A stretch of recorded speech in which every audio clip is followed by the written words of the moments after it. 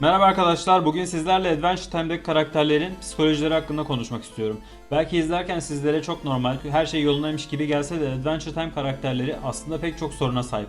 Fakat izlerken bunlara dikkat etmek kolay olmuyor. Ben ise diziyi çok fazla izlediğim için izlerken karakterlerin bu kişisel sorunlarına daha fazla dikkat etme fırsatı buldum. Bu videoda özellikle ana karakterler ve onlarla yakın ilişkili olan bazı yan karakterlerin psikolojik sorunlarına değineceğim. Eğer siz de karakterlerin psikolojik sorunlarını merak ediyorsanız bu macerada bana katılın.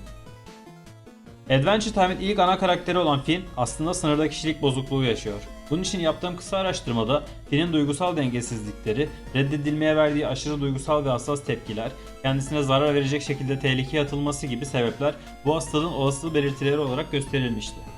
Elbette Finn'de sınırda kişilik bozukluğu var denmesi için çok daha başka sebepler var. Sınırda kişilik bozukluğunun belirtilerine bakarsanız benzerliklerin Finn'de çok daha fazla olduğunu görebilirsiniz. Ben ayrıca Finn'in hatta Jake'in de hiperaktif bir yapıda olduğunu ve bazı eylemlerinin aşırıya kaçtığını da düşünüyorum.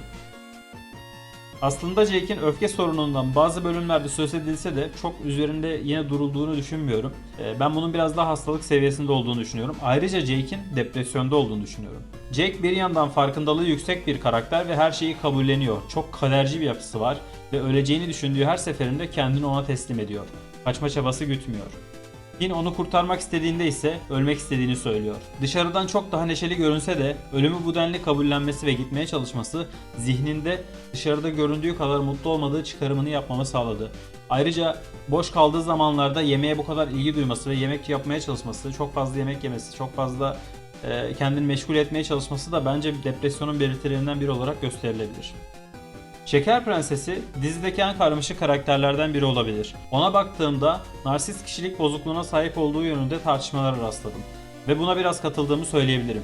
Çünkü Şeker Prensesi narsist kişilik bozukluğuna sahip biri gibi kendini çok zeki olarak düşünüyor ve aşırı kontrolcü davranan bir yapıya sahip. Bu durumu net bir şekilde görmek isterseniz 6. sezon 22. bölüm olan The Cooler'ı izleyebilirsiniz. Marcel'in ise geçmişinden bir türlü kopamayan bir karakter. Çocukken annesini kaybetmesi, sonra babası gibi gördüğü Simon'ı kaybetmesi, sonra öz babasının gelip yemeğini çalması gibi türlü felaketler yaşadıktan sonra ölümsüz hayatı boyunca acılarından kurtulamıyor. Şarkılarla acısını biraz azaltmaya çalışsa da her zaman geçmişte yaşadığı acıların üzüntüsüyle depresif bir karakter olmaya devam ediyor. Bimo sorunu en belirgin olan karakterimiz olabilir çünkü Bimo'da çoklu kişilik bozukluğu var. Futbol karakteriyle iki ayrı kişiliği olan Bimo'nun bu karakteri uzaydaki yolculuğunda hissettiği yalnızlığın sonucunda ortaya çıkardığını düşünüyorum.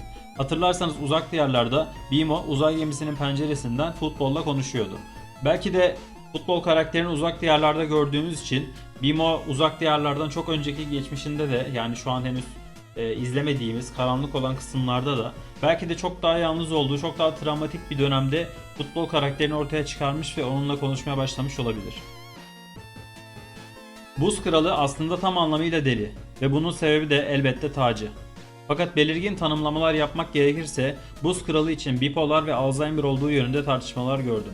Adventure Time'da genel olarak fazla gücün deliliği getirdiği yönünde bir anlayış olduğunu da düşünüyorum. Çünkü sihirbaz adam da tıpkı Buz Kralı gibi güçleriyle deli gibi davranırken güçleri Betty'ye geçtikten sonra Betty delirmiş, sihirbaz adam ise çok daha sakin, dengeli davranan normal adam haline gelmişti.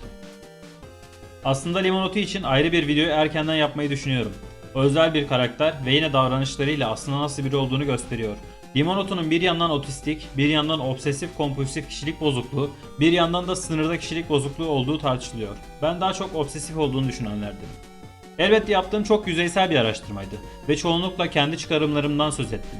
Ancak karakterler için ayrı ayrı yapacağım videolarda onların bu yönlerine çok daha detaylı bir şekilde değinmeye ve kapsamlı bir şekilde araştırmaya çalışacağım. Elbette bitirmeden şunu da söylemeliyim. Adventure Time'da bu problemler hiçbir zaman hastalık şeklinde tanımlanmıyor. Zaten Mantar Savaşı'nın ardından O'da insan kalmıyor ve herkes mutant olarak dönüşüyor. Finn ise insanların kaçtığı bir adadan O'ya sürüklenen tek insan. Arada insana benzer karakterler olsa da onlar için insansı terimi kullanılıyor. Yani Finn gibi insan değiller, sadece insana benziyorlar. Bu nedenle Adventure Time'daki karakterlerin farklılıkları olduğu sürekli vurgulanıyor ve bunlara rağmen onların da duyguları olduğu ve kötü davranılmaması gerektiği mesajı pek çok bölümde veriliyor. Peki siz neler düşünüyorsunuz? Sizce psikolojik sorunları olan başka karakterler var mı? Yorumlarda buluşmak dileğiyle. Bir başka videoda görüşmek üzere. Hoşça kalın. Bay bay.